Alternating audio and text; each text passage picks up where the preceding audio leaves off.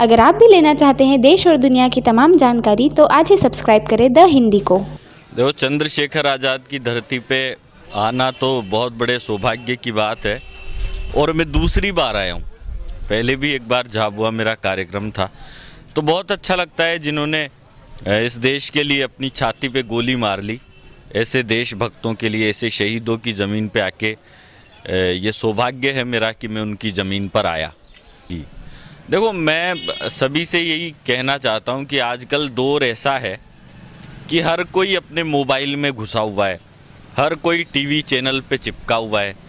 तो मैं लोगों के चेहरे पे मुस्कुराहट बांटने का काम करता हूँ और मैं सभी से अनुरोध करता हूँ कि मुस्कुराते रहो। जितना मोबाइल को समय देते हो इतने अपने परिवार को भी समय दो, इतना अपने देश को भी समय दो। और सभी युवाओं से केवल 4 पंक्तियों के माध्यम से एक बात कहना चाहता हूँ कि तेरी यादों की दीवारों को दर्पण कर नहीं सकता। जो चंद्रशेखर आज़ाद जैसे देशभक्त पे भी शायद कहीं न कहीं आपको लगे कि तेरी यादों की दीवारों को दर्पण कर नहीं सकता, मेरी माँ की निशानी तुझको अर्पण कर नहीं सकता, मेरा ये जिस्म गर मिट्टी में मिलता है तो मिल जाए, मैं बाजी हार सकता हूँ समर्पण कर नहीं सकता। देखो, मुस्कान बांटना तो कठिन ही काम है, रुलाना तो हर किसी के लिए बहुत आसान सा काम है। किसी को थप्पड़ मार दो, गोली मार दो, वो रोने लग जाएगा, लेकिन हंसाना है ना, बहुत मुश्किल काम है। हमारे एक बड़े कवि हैं शर्मा जी, वो कहते हैं कि जो हंसाता है ईश्वर उसके लिए प्रार्थना करता है। तो वैसे भी जो आंसू है ना, आंसू आँख से बहता है, फिर वो जितनी उसकी ताकत होगी उतना बहेगा, लेकिन वो यहाँ पे आके दम तोड़ देता है, क्योंकि यहाँ से मुस्कुराहट का जन्म शुरू हो जाता है।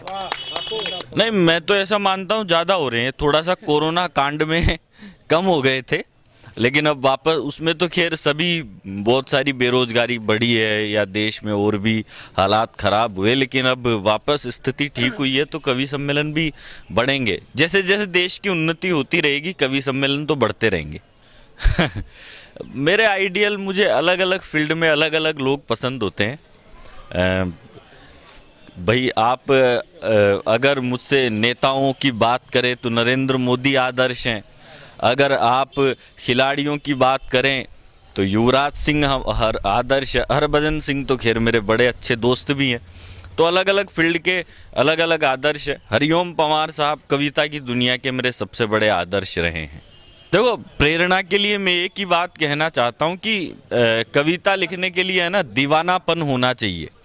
जो दीवानापन अभी आप इंडियन आइडल में शायद संतोषानंद जी का देख रहे होंगे, वो दीवानापन, संतोषानंद जी एक बात कहते हैं कि नज़ारे नज़र से ये कहने लगे, नज़ारे नज़र से ये कहने लगे, नयन से बड़ी चीज़ कोई नहीं, तभी मेरे दिल ने ये आवाज़ दी, वतन से बड़ी चीज़ कोई नहीं।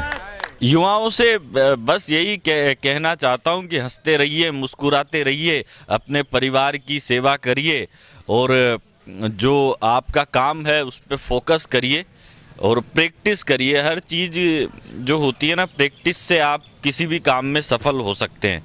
और मैं तो इतना ही कहता हूँ युवाओं को कि कलम की रोशनी से मैं तिमिर का द्वंद्व लिखता हूँ, हेलो हाय कोई बोले तो मैं जय हिंद लिखता हूँ, यहाँ सब लोग कहते हैं ये लड़का तो दीवाना है। मैं अगर आप भी लेना चाहते हैं देश और दुनिया की तमाम जानकारी तो आज ही सब्सक्राइब करें द हिंदी को।